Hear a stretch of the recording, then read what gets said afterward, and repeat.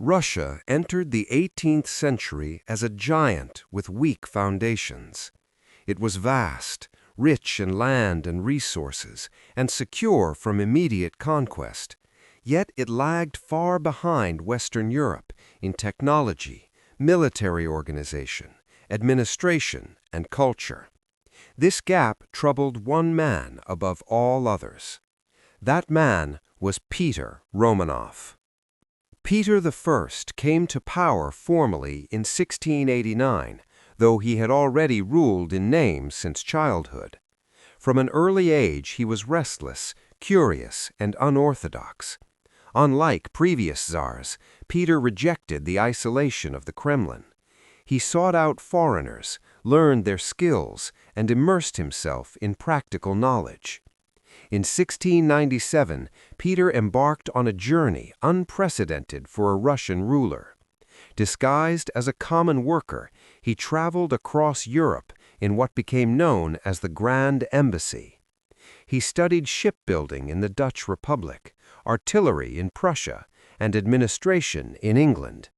He returned convinced that Russia must be transformed or be crushed. Peter ruled with urgency and brutality. He reorganized the army along European lines, introducing conscription, modern training, and standardized equipment. He built Russia's first navy from scratch, personally working in shipyards. Military reform became the engine of state reform. To support these changes, Peter dismantled old institutions. He weakened the boyars, abolished the traditional council, and replaced it with a Senate staffed by appointed officials. Rank and service to the state, not birth, became the basis for advancement through the table of ranks. Culturally, Peter launched an assault on tradition. He ordered nobles to shave their beards, adopt Western clothing, and attend secular assemblies. He reformed the calendar, introduced new schools, and simplified the Cyrillic script. Resistance was widespread and often violent. The Orthodox Church was not spared. Peter abolished the Patriarchate and placed the Church under state control through a governing synod. Spiritual authority became subordinate to imperial power. Peter's most ambitious project arose from the marshes of the Neva River. In 1703, amid war with Sweden, Peter founded a new city, Saint Petersburg. Built by forced labor at enormous human cost, it was intended as Russia's window to Europe.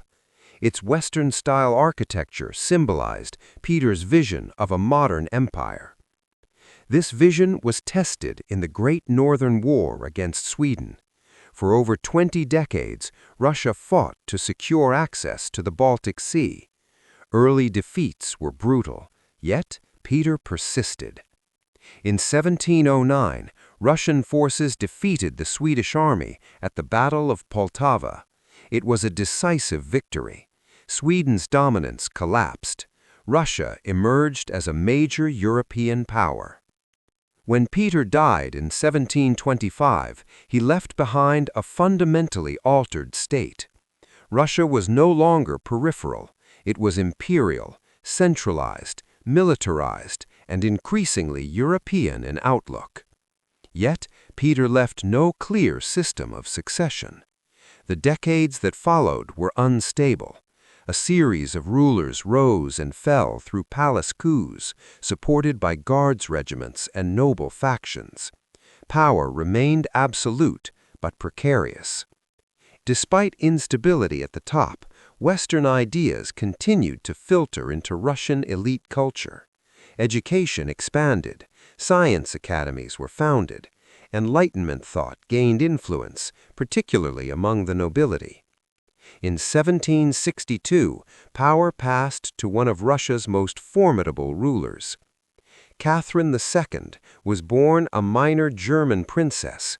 Through intelligence, ambition, and political skill, she seized the throne from her husband in a bloodless coup. She would rule for over 30 decades. Catherine styled herself as an enlightened monarch. She corresponded with European philosophers, sponsored art and education, and spoke the language of reform.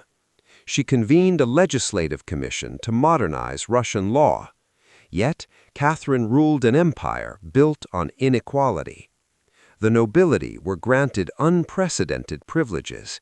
Serfdom expanded and hardened. Millions of peasants lived in conditions little better than slavery. Enlightenment ideals coexisted with ruthless repression. Catherine's reign was marked by expansion. Through wars against the Ottoman Empire, Russia gained access to the Black Sea. Crimea was annexed. Russia emerged as a dominant power in Eastern Europe.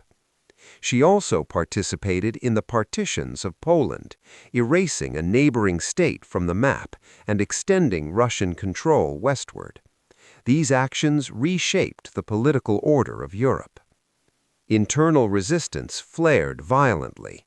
In the 1770s, a massive peasant uprising erupted under the leadership of Yemeli Pugachev, who claimed to be the murdered Tsar Peter III.